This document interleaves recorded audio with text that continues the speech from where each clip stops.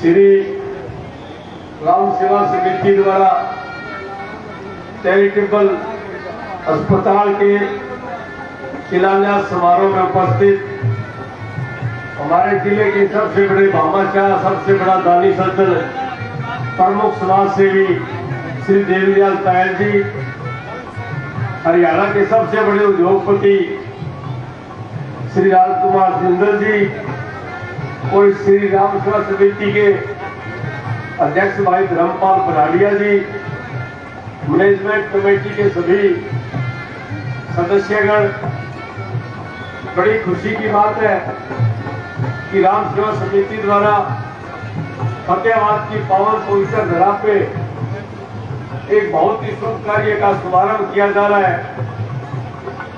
मैं इस कार्य की किन शब्दों में तारीफ करूं, मेरे पास शब्द नहीं है। मानव कल्याण के लिए दो चीजें आवश्यक होती है, एक तो शिक्षा और दूसरी चिकित्सा। शिक्षा के क्षेत्र में भी श्री राम सेवा समिति ने अपनी बुलंदियां छुई है, स्कूल बना के और दूसरे अग्रणी शिक्षण संस्थाओं को अपना सहयोग देके हमारे जिला फतेहाबाद के बच्चों को शिक्षा और दीक्षा देने का काम किया है।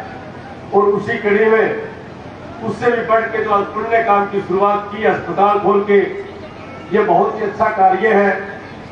कोई भी जो ट्रस्ट का हॉस्पिटल होता है, आम आदमी को, गरीब आदमी को इलाज कराने के लिए वहां पे सुविधा मुहैया कराई जाती है।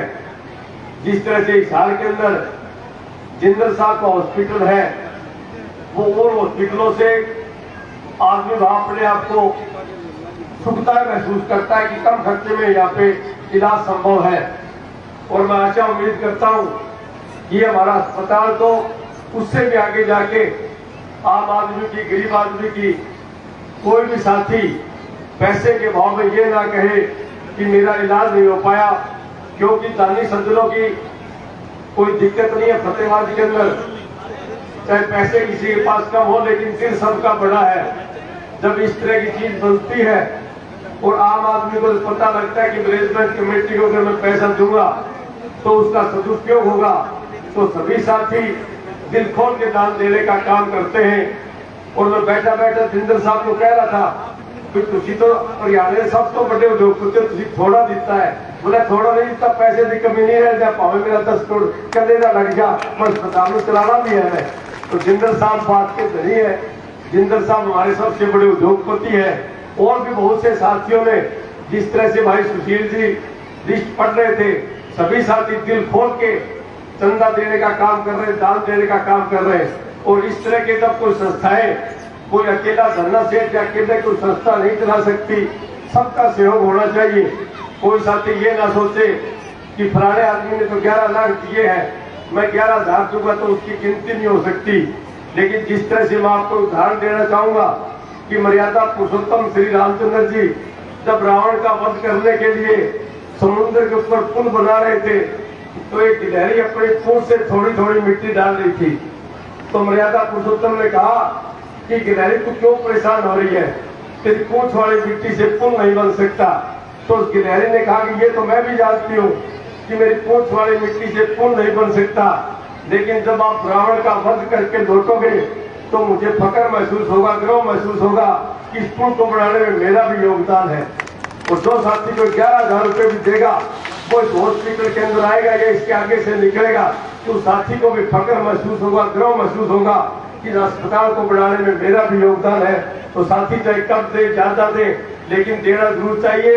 इस तरह की संस्थाओं को दिल खोल के दान देंगे, इन संस्थाओं का हौसला बुलंद होता है। आगे जाके दूसरे कोई सामाजिक काम करना हो, ये संस्थाएं बढ़ चढ़ के भाग लेती है। और भाई धर्मपाल बराड़िया की कार्य प्रणाली पिछले 8-10 साल से जो देख रहे हैं, वास्तव में काबिले तारीफ है। चाहे धर्मशाला के रख रखाव की बात हो, चाहे कोई स्कूल की मैनेजमेंट की बात हो, और ये अस्पताल बना के तो इन्होंने आने वाले एक पत्थर साबित कर दिया कि कोई प्रधान हो तो इससे प्रेरणा लेनी चाहिए धर्मपाल बराड़िया से।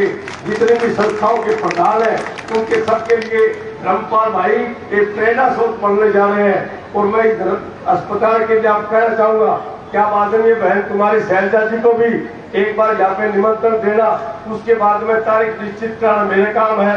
उनको यहाँ बुला के एमपी लैंड से भी आपकी सहायता करवाने का काम करूंगा।